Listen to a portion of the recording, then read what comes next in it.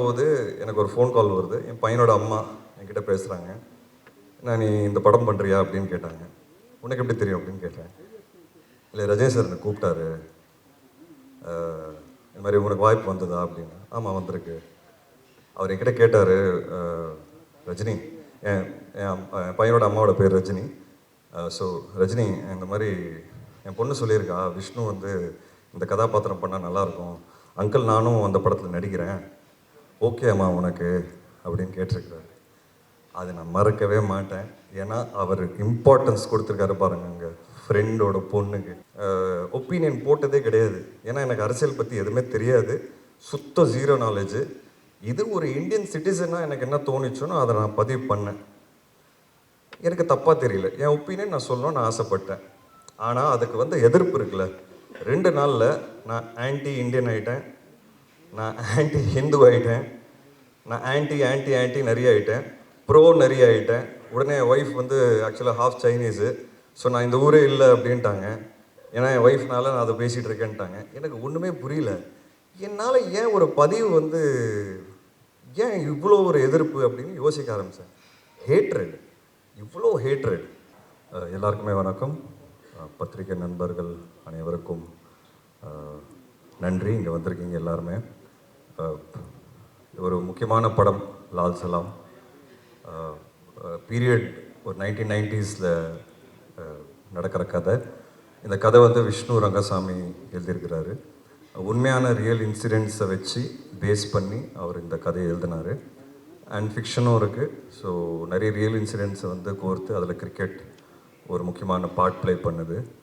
And Aishwarya Rajinikanth அவங்க வந்து இதுக்கு ஸ்க்ரீன் ப்ளே அண்ட் டைரக்ஷன் ரொம்ப பியூட்டிஃபுல்லாக அது வந்து அந்த கதையை வந்து ஸ்க்ரீனில் கொண்டு வந்திருக்காங்கன்னு நான் சொல்லுவேன்.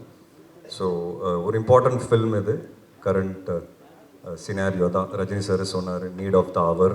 அது ஏங்கிறது உங்கள் எல்லாருக்கும் பார்க்கும்போது தெரியும். எனக்கு ஈவினிங் ட்ரெயிலர் ரிலீஸ் ஆகுது. ஸோ நீங்கள் பார்த்தீங்கன்னா அதுலேயே உங்களுக்கு ஒரு ஐடியா வரும். லைக்கா ப்ரொடக்ஷன்ஸ் இந்த படத்தை வந்து ரொம்ப கிராண்டியராக ப்ரெசென்ட் பண்ணியிருக்காங்க. அவங்க பண்ணுற ஒவ்வொரு படமும் அதில் வந்து நல்ல கிராண்டியர் தெரியும் உங்களுக்கு. அண்டு தமிழ் சினிமா வந்து உலக சினிமாத்துக்கு வந்து கொண்டு போய் சேர்க்குறாங்க. அந்த விதத்தில் லால் சலாமும் வந்து ஒரு வேர்ல்டு சினிமா அளவுக்கு போய் சேருங்கிறது நாங்கள் எல்லோரும் நம்புகிறோம். அதில் Lyca production Subaskaran sir and Tamil Kumaran sir இவங்க எல்லாருமே வந்து பயங்கரமாக சப்போர்ட் பண்ணியிருக்காங்க. ஏன்னா லைவ் லொக்கேஷனில் ஷூட் பண்ணோம். நிறைய லொக்கேஷன்ஸ் பாம்பே, பாண்டிச்சேரி, திருவண்ணாமலை, சென்னை. ஸோ இது எல்லாமே வந்து ஒரு பெரிய குரூவோடு தான் நாங்கள் ட்ராவல் பண்ணுவோம். ஸோ இது எல்லாமே சீம்லெஸ்ஸாக இருந்தது. ஸோ அவங்க ப்ரொடக்ஷன் டீமுக்கு ரொம்ப நன்றி. சேது பாண்டியன் சார், அச்சுதன். படத்தை வந்து ரெட் ஜெயண்ட் ப்ரெசென்ட் பண்ணுறாங்க. அது என்னன்னு தெரியல, நான் எந்த படம் நடித்தாலும் ரெட் ஜெயந்தை ரிலீஸ் பண்ணுறாங்க, ஆட்டோமேட்டிக் அங்கே போயிடுது. அந்த லக்கு எனக்கு இருக்குது. அண்ட் அவங்களோட பண்ணுற எந்த படமாக இருந்தாலும் ஹிட் ஆகும் எனக்கு. ஸோ அந்த விதத்தில் லால் சலாமும் கண்டிப்பாக மிகப்பெரிய ஹிட் ஆகும்னு நான் நம்புகிறேன். ஸோ உதயநிதி ஸ்டாலின் அவருக்கு வந்து எப்போவுமே ஒரு தேங்க்ஸ் என் சார்பாக. ஏன்னா எனக்கு வந்து 15 இயர்ஸ் முடிஞ்சிருக்கு இண்டஸ்ட்ரியில். அண்ட் 15 இயர்ஸ் ஜேர்னி வந்து யோசித்து பார்க்கும்போது ரொம்ப சில பேர் தான் என் கூட ரொம்ப ஸ்ட்ராங்காக ஒரு பில்லராக நின்னாங்க. அதில் உதயனா ஒன்று. ஸோ அவருக்கு எவ்வளோ தேங்க்ஸ் சொன்னாலும் பத்தாது. அண்ட் ஐஸ்வர்யா ரஜினிகாந்த் அவங்களுக்கு கண்டிப்பாக நான் மிகப்பெரிய நன்றி சொல்லணும். ஏன்னா எதாச்சும் இப்போ தான் எனக்கு 15 இயர்ஸ் முடிஞ்சிருக்கு. 15 இயருக்கு அப்புறம் ஒரு பெரிய கிஃப்டாக வந்து எனக்கு கொடுத்தது வந்து லால் சலாம். இது வந்து என்னோடய ஜேர்னி வந்து என்னோடய ஸ்ட்ரகிள்ஸை வந்து ரீவைண்ட் பண்ணி பார்க்கும்போது இன்றைக்கி அந்த கிஃப்ட், இவ்வளோ பெரிய கிஃப்ட் எனக்கு கிடச்சிருக்குங்கிறது உண்மையாகவே அவங்கனால தான் அது நடந்தது. ஏன்னா தலைவரோட ஒரு சீன் நடிச்சிட மாட்டோமா, தலைவரை பார்த்துட மாட்டோமாங்கிற நிறைய பேர் ஏங்குவாங்க. ஸோ தலைவர் பக்கத்தில், தலைவர் கீழே ஒரு ஹீரோவாக வந்து இந்த வாய்ப்பு வந்து மிகப்பெரிய வாய்ப்பு. So it sums up my journey. நான் கிரவுண்டில் அவரை பார்த்தேன். அந்த டைமில் மேட்ச் பார்க்குறதுக்கு வந்தார். ஸோ அவர் அங்கே அன்றைக்கி பார்த்தேன். இப்போது நேரில் ஷூட்டிங் அப்போ பார்த்தேன். ஸோ அந்த ஃபீலிங் எனக்கு வேறு மாதிரி இருந்தது. அது கிரிக்கெட் படத்தில் நடிக்கணும்னு இருந்திருக்கு, நடக்கணும்னு இருந்திருக்கு. அண்ட் ஸோ யூனோ லைஃபோட ரொம்ப ஸ்பெஷல் மொமெண்ட்ஸ் வந்து எனக்கு இந்த படம் சார்பாக வந்து நிறைய நிறைய என்ன சொல்ல மெமரிஸ் கிடச்சிருக்கு. நிறைய இமோஷன்ஸ் எனக்கு அட்டாச்சாக இருக்குது இந்த படத்தோட. And I'm very confident. ஏன்னா இந்த படம் வந்து எல்லாருமே ஏன் பண்ணோம் அப்படிங்கிறது கேட்டிங்கன்னா, ஐஸ்வர்யா ரஜினிகாந்த் சொன்ன மாதிரி இந்த படத்தோட ஹீரோ வந்து படத்தோட கதை தாங்க. அதனால தான் ரஜினி சாரும் இவ்வளோ பெரிய கதாபாத்திரம் பண்ணுறதுக்கு ஒத்துக்கிட்டாரு. அண்ட் நானும் வந்து அந்த கதை கேட்ட உடனே எனக்கு ரொம்ப பிடிச்சது. இவ்வளோ ஸ்ட்ராங்கான ஒரு கதை எடுத்து ஃபர்ஸ்ட் ஆஃப் ஆல் ஒரு டைரக்டர் ப்ரெசென்ட் பண்ணுறதுங்கிறதே அது ஒரு சேலஞ்சிங்கான விஷயம். I really appreciate the efforts and அந்த கன்விக்ஷன். ஃபஸ்ட் டைம் அவங்கள பார்க்கும்போது எனக்கு தெரிஞ்சு அவங்க கால் பண்ண சீக்கிரமாகவே நான் வந்து அவங்கள சந்திச்சிட்டேன். உடனே சந்திக்கும் போது ஒரு ப்ரெசன்டேஷன் காமிச்சாங்க ஐபேடில். அந்த ப்ரெசன்டேஷனே ரொம்ப கிளாரிட்டியோடு இருந்தது. ஸோ என்ன பண்ண போகிறோம், என்ன பண்ண போகிறாங்கங்கிறத ரொம்ப ஒர்க் பண்ணி வச்சுருந்தாங்க. அந்த கிளாரிட்டி வந்து அன்றைக்கி அவங்ககிட்ட பார்த்தேன். அந்த கிளாரிட்டி என்றைக்கு வரைக்கும் அவங்களுக்கு இருக்குது. ஏன்னா இந்த படம் எழுதுறது ஈஸின்னு சொல்ல மாட்டேன், எழுதிடலாம், டைரக்டும் பண்ணிடலாம். பட் தலைவர் மாதிரி ஒருத்தர் இருக்கும்போது அது ரொம்ப கேர்ஃபுல்லாக பண்ண வேண்டியதாக இருக்குது. ஏன்னா ஒன்று இந்த படம் பேசுகிற அரசியல்ங்கிறது அரசியல் நினச்சிக்காதீங்க. படம் பேசுகிற கருத்து அது வந்து ரொம்ப ரொம்ப பேலன்ஸ்டாக, ரொம்ப ரொம்ப கரெக்டாக, யாருக்கும் புண்படுத்தாமல் அதை வந்து வெளியே கொண்டு வரணும். அது வந்து ஒரு மிகப்பெரிய சேலஞ்ச். ரெண்டாவது வந்து ரஜினி சார் அது பண்ண போகிறாருங்கிறது அது அடுத்த சேலஞ்ச். ஸோ ஒரு டாக்டராகவும் அவங்களுக்கு ப்ரெஷர் இருந்திருக்கு, ஒரு டைரக்டராகவும் அவங்களுக்கு ப்ரெஷர் இருந்திருக்கு, அவங்கள ப்ரூவ் பண்ணணுங்கிற ஒரு ப்ரெஷரும் பயங்கரமாக இருந்திருக்கு. அண்ட் இவ்வளோ பெரிய கூட்டத்தை வந்து மேய்ச்சி அவங்க வந்து இந்த விஷயத்தை கொண்டு வரணும் ஸ்க்ரீன்லங்கிறது I think hats off to her. I really want to appreciate her efforts. நான் நிறைய டார்ச்சர் பண்ணுவேன், நிறைய கேள்வி கேட்பேன். பட் ஒரு நாள் கூட சலிக்காமல் எனக்கு வந்து கரெக்டான பதில் கொடுப்பாங்க. எனக்கு ஒரு நாள் கூட ஸ்பாட்டில் டவுட்டுன்னு வந்தது கிடையாது. நான் கொஸ்டின்ஸ் கேட்பேன் தவிர்த்து எனக்கு டவுட்டுன்னு ஒரு நாள் கூட வந்தது கிடையாது. நான் ரொம்ப இன்வால்வ்டாக ஒர்க் பண்ணுவேன் ஆஸ் அன் ஆக்டர். சில பேருக்கு அதை பிடிக்கும், சில பேருக்கு பிடிக்காது. பட் அவங்க அதை ரொம்ப ஸ்போர்ட்டிவாக எடுத்துக்கிட்டாங்க. ஏதாவது கருத்து சொன்னால் கேட்டுக்கிறாங்க. அவங்களுக்கு கரெக்டுன்னு தோணுச்சுன்னா ஓகே, இல்லைன்னா ஸ்ட்ராங்காக நிற்பாங்க. எனக்கு அதுதான் அவங்களோட கேரக்டரில் ரொம்ப ரொம்ப பிடிச்ச விஷயம். அவங்க எவ்வளோ ஸ்ட்ராங்கான கேரக்டருங்கிறது உங்கள் எல்லாருக்கும் அந்த ஆடியோ லான்ச் அன்றைக்கே தெரிஞ்சிருக்கும். எவ்வளோ கிளாரிட்டியோட, எவ்வளோ கிளியராக, எவ்வளோ ப்ரிசைஸாக அவங்க என்ன பேசுனாங்கங்கிறது. அது வந்து அதுக்கு தைரியம் வேணும். அண்ட் அந்த தைரியம் அவங்ககிட்ட இருக்குது, அந்த வெறி அவங்ககிட்ட இருக்குது, அண்ட் அந்த டெடிகேஷன் அவங்ககிட்ட இருக்குது. அதனால இந்த படம் கண்டிப்பாக ஜெயிக்கும், நான் ரொம்ப ரொம்ப ஸ்ட்ராங்காக நம்புகிறேன். ரஜினி சார் அவரை பற்றி எவ்வளோ பேசினாலும் கம்மி. Is a great human being. அது ஏங்கிறது நான் இந்த இடத்துல சொல்லணும்னு நினைக்கிறேன். நிறைய பேர் அது சொல்லாதீங்க வெளியேன்னு சொன்னாங்க, பட் அதை நான் பதிவு பண்ணணும்னு நினைக்கிறேன். இது கொஞ்சம் பர்சனல் தான் அது. ஸோ இந்த படம் வந்து நான் எனக்கு வரும்போது எனக்கு ஒரு ஃபோன் கால் வருது. என் பையனோட அம்மா என்கிட்ட பேசுகிறாங்க.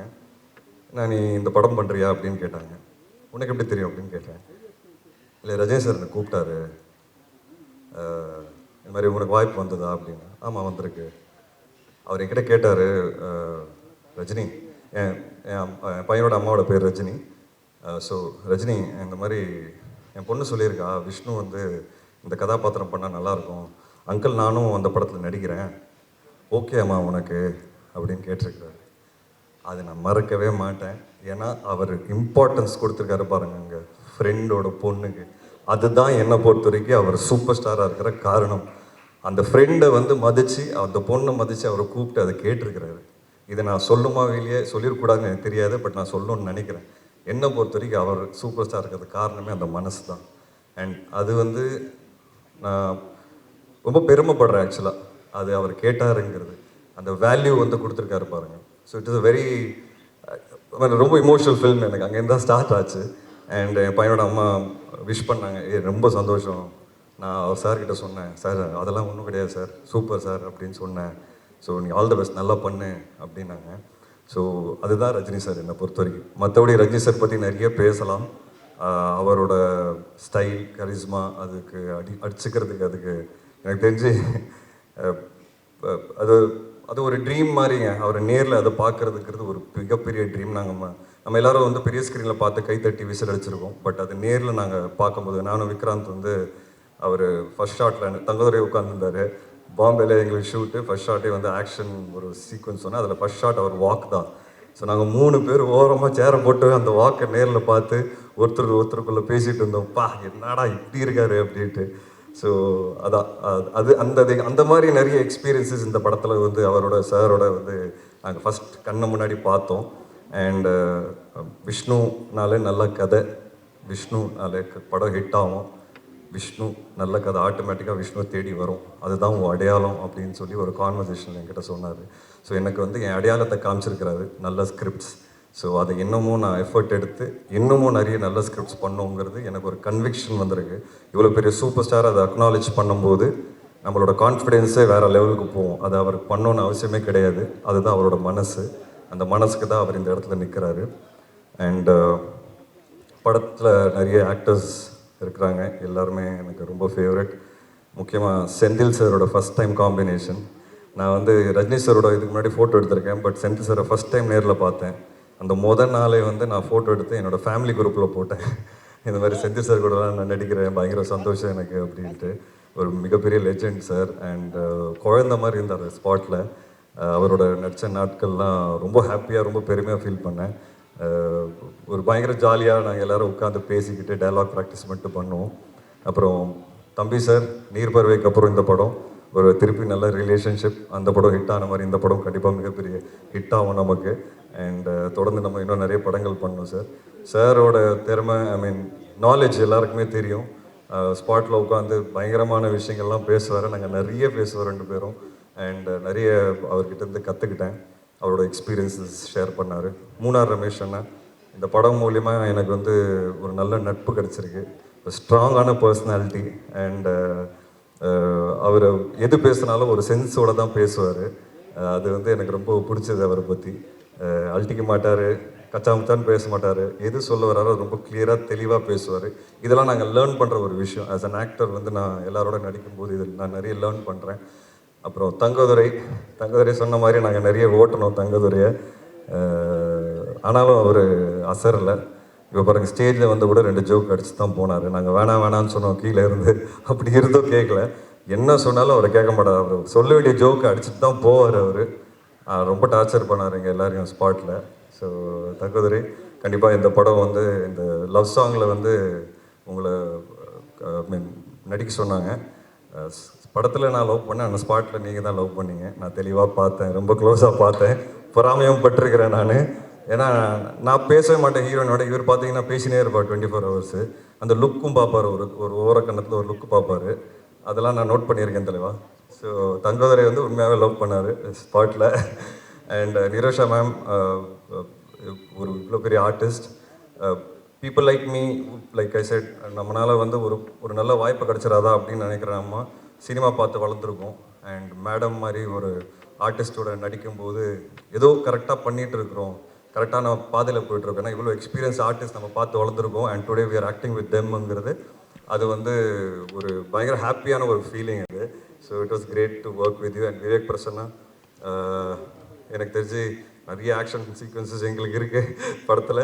அண்ட் ரொம்ப கஷ்டப்பட்டோம் 2 பேர் சேர்ந்து ஸ்டண்ட்ஸ் பண்ணும்போது. பாவம் அடிலாம் பட்டது அவருக்கு. ஆனாலும் இந்த படத்துக்காக அவர் ரொம்ப உழைச்சிருக்காரு. அண்ட் நல்லா பெர்ஃபார்ம் பண்ணியிருக்கீங்க. படம் பார்த்துட்டு இருந்தாங்க, கண்டிப்பாக ஒரு நல்ல பேர் வரும் உங்களுக்கு. I am very confident about it.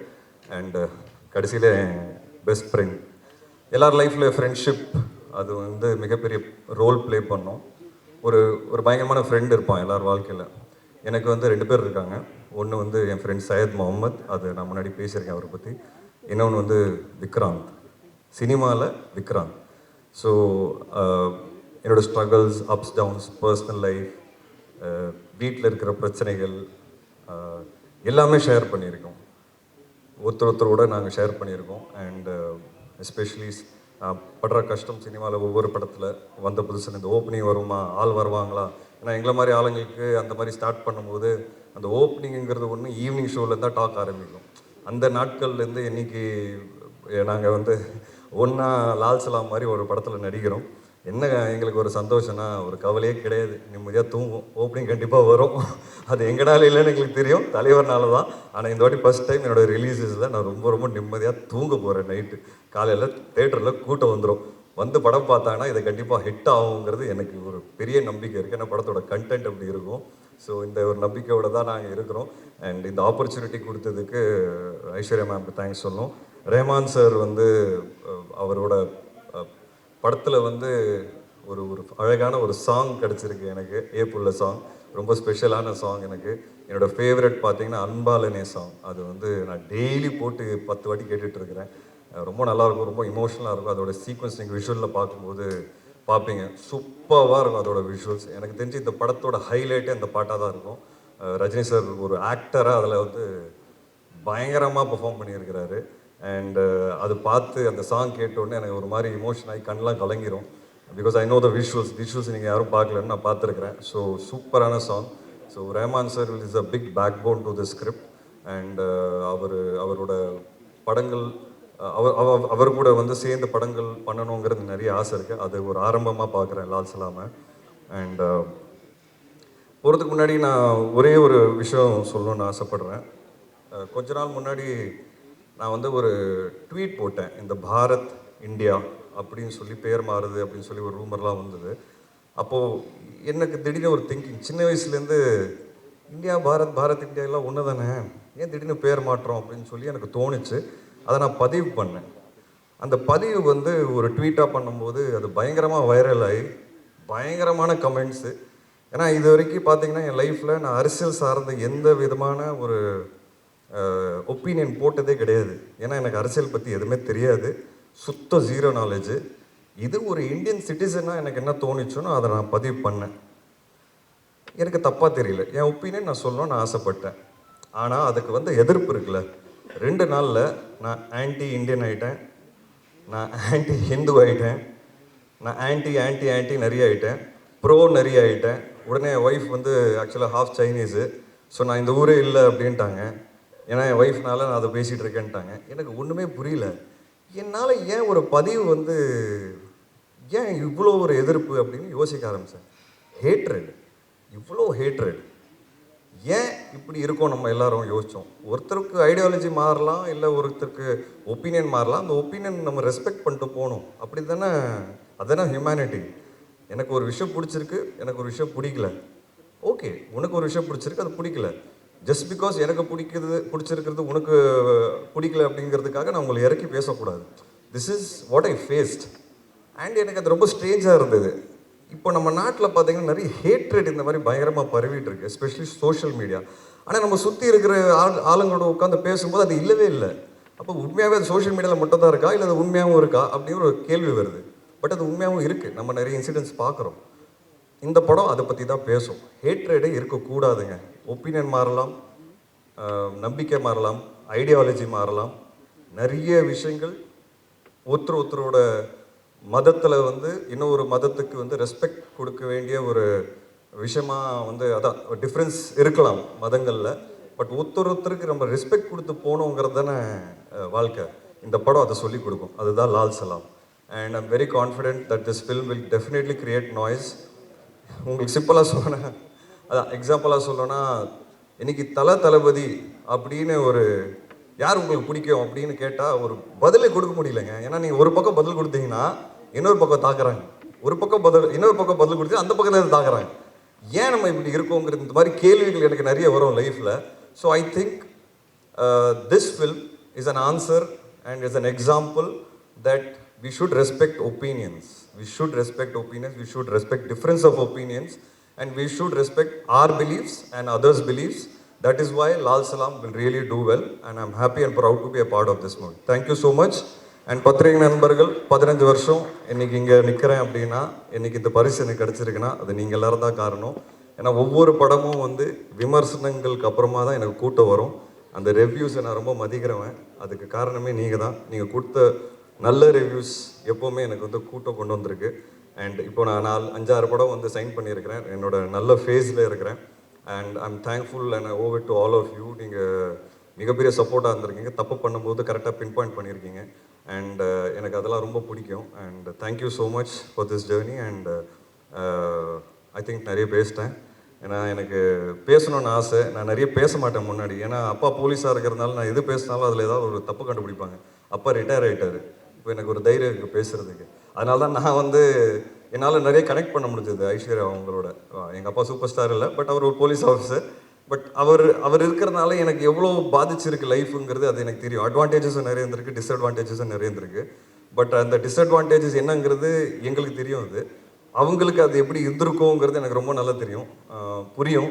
ஏன்னா சார் வந்து மேடையில் சொன்னார், அவங்களும் சொன்னாங்க இந்த மாதிரி வாய்ப்பு தேடி நிறைய இடத்துல போனேன், ரஜினி பொண்ணுங்கிறதுனால யாரும் வாய்ப்பு கொடுக்கல, கொடுக்கவும் மாட்டாங்க, இங்கே வெற்றி மட்டும்தான் பேசும்.